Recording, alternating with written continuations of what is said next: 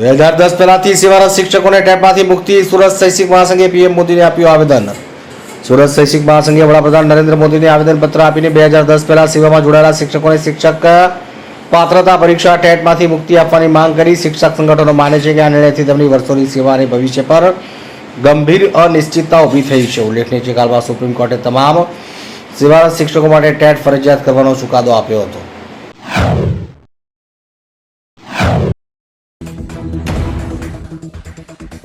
ગૃહમંત્રી અમિત શાહ આવશે ગુજરાત, ખેડૂત સંમેલનમાં આપશે હાજરી। કેન્દ્રીય ગૃહમંત્રી અમિત શાહ આગામી 22 સપ્ટેમ્બરે રાજકોટમાં ખેડૂત સંમેલનમાં હાજરી આપશે। ધારાસભ્ય જયેશ રાદડિયાની આગેવાનીમાં 50,000થી વધુ ખેડૂતોનું સંમેલન યોજાશે। આ દરમિયાન રાજકોટ જિલ્લા બેંક સહિતની સંસ્થાઓ સામાન્ય સભાનું આયોજન પણ કરવામાં આવશે। આપણે જણાવી દઈએ કે 2 દિવસ પહેલા ગૃહમંત્રી અમિત શાહ ગાંધીનગર, અમદાવાદમાં આયોજિત 3 મુખ્ય કાર્યક્રમમાં હાજરી આપી હતી।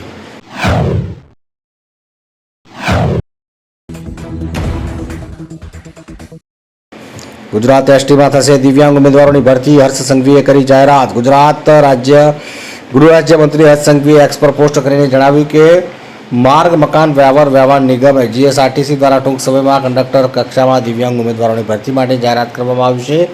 હર્ષ સંઘવીએ જણાવ્યું કે 571 જગ્યા પર દિવ્યાંગ ઉમેદવારોની ભરતી કરવામાં આવશે। ભરતી અંગેની માહિતી ટૂંક સમયમાં ઓજસ વેબસાઇટ પર જાહેર કરવામાં આવશે।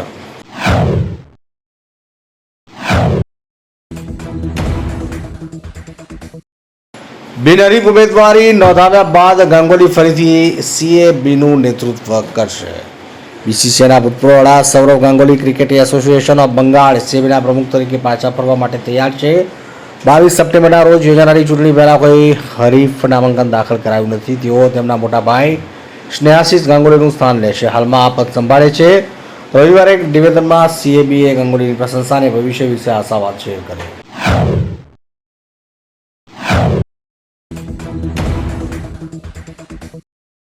ભારતીય નૌકાદળ 40 દેશો સાથે દક્ષિણ ચીન સમુદ્રમાં કવાયત માટે જોડાયું। ભારતીય નૌકાદળ દક્ષિણ ચીન સમુદ્રના વિવાદસ્થ પાણીમાં બહુ રાષ્ટ્રીય સબમરીન બચાવની કવાયતમાં જોડાયું છે। આ કવાયતમાં યુએસ અને જાપાન સહિત 40 સહભાગીઓમાં સામેલ છે, જ્યારે ચીન નિરીક્ષક દેશ તરીકે ભૂમિકા ભજવશે। ભારત, યુએસ, જાપાન, દક્ષિણ કોરિયા અને સિંગાપુર અને દેશોએ પેસિફિક રીચ 2025 માટે સબમરીન અથવા સબમરીન બચાવ જહાજો મોકલ્યા છે।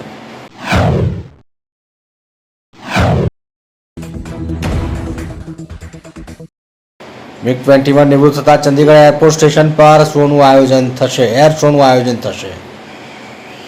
ચંદીગઢ એરફોર્સ સ્ટેશન 26 સપ્ટેમ્બરના રોજ સવારે 11:30 થી બપોરે 12:30 વાગ્યા સુધી એર શોનું આયોજન અને પ્રતિષ્ઠિત MiG-21 ફાઇટર જેટ 26 સપ્ટેમ્બરના રોજ ચંદીગઢ ખાતે એક સમારોહમાં નિવૃત્ત થવાનું છે, જે આઈએફ સાથે વિમાનના 6 દાયકાના વારસાના અંતને ચિહ્નિત કરશે, જેણે 1963માં તેનું પ્રથમ MiG-21 સામેલ કર્યું હતું।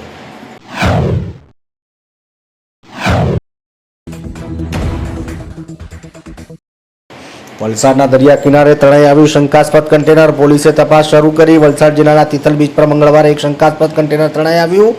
વલસાડ પોલીસ એસઓજી અને બોમ્બ ડિસ્પોઝલ કોર્ટની ટીમે ઘટના સ્થળે પહોંચી તપાસ શરૂ કરી। કન્ટેનર દરિયામાં હોવાથી તપાસમાં વિલંબ થઈ ગયો। સ્થાનિકોના જણાવ્યા અનુસાર કન્ટેનરમાં ઓઇલ અથવા કેમિકલ ભરાવાની શક્યતા છે। થોડા દિવસ પહેલા નવસારીના દાંડી દરિયા કિનારે પણ એક કન્ટેનર તણાઈ આવ્યું હતું।